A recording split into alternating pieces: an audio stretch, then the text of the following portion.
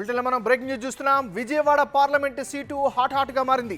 Sitting MP Kesineni Nani YCP నుంచి పోటీ చేయబోతుండగా TDP నుంచి ఆయన సోదరుడు చిన్ని బరిలోకి దిగడం దాదాపుగా ఖాయమైంది. బీజేపీ నుంచి తాను పోటీ చేస్తానంటూ కేంద్ర మాజీ మంత్రి సుజనా చౌదరి చెబుతున్నారు. పార్టీ అధిష్టానం ఆదేశిస్తే పోటీ చేస్తానని, గెలుస్తానంటూ ధీమా వ్యక్తం చేస్తున్నారు.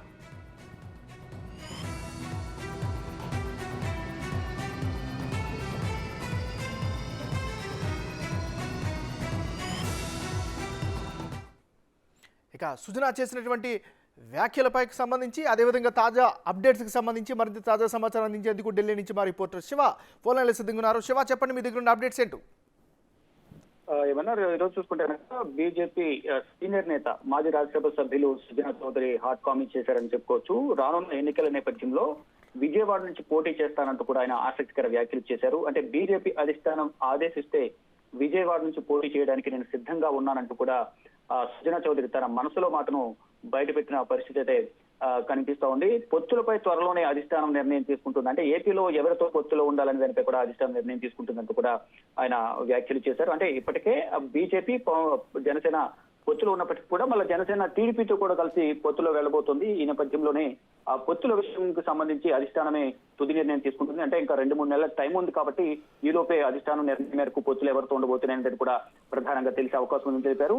మరోవైపు అమరావతి రాజధానిగా ఉంటుందంటూ సుజనా చౌదరి తెలిపారు. గతంలో కూడా కేంద్రం అమరావతికే కట్టుబడి ఉందంటూ కూడా బీజేపీ నేతలు కానీ ఇటు సుజనా చౌదరి కానీ తెలిపిన పరిస్థితి నెలకొంది. అంటే అధిష్టానం అమరావతికి అనుకూలంగా ఉందంటూ కూడా ఆయన తెలియజేశారు.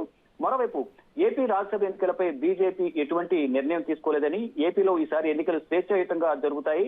మరోవైపు ఎన్నికల కమిషన్ బీజేపీ ఫిర్యాదులపై సరైన చర్యలు తీసుకుంటుందంటూ కూడా ఆయన కొన్ని కీలక వ్యాఖ్యలు చేశారు. అంటే ఇటు వాలంటీర్లను ఎన్నికల విధులకు దూరంగా ఉంచాలని ఇటు ప్రతిపక్ష పార్టీలు, ఇటు టీడీపీ కానీ, జనసేన కానీ, బీజేపీ కానీ అందరూ కూడా ఎలక్షన్ కమిషన్ ఫిర్యాదు చేశారు.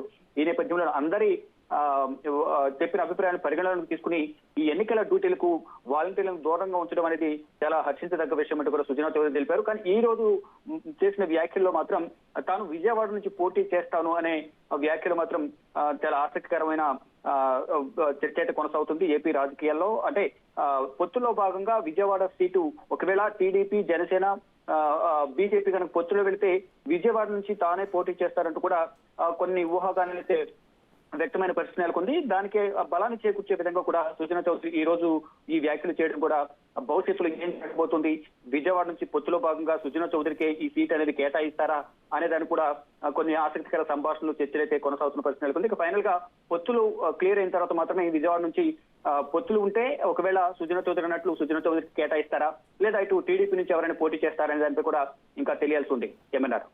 Right, thank you Shiva.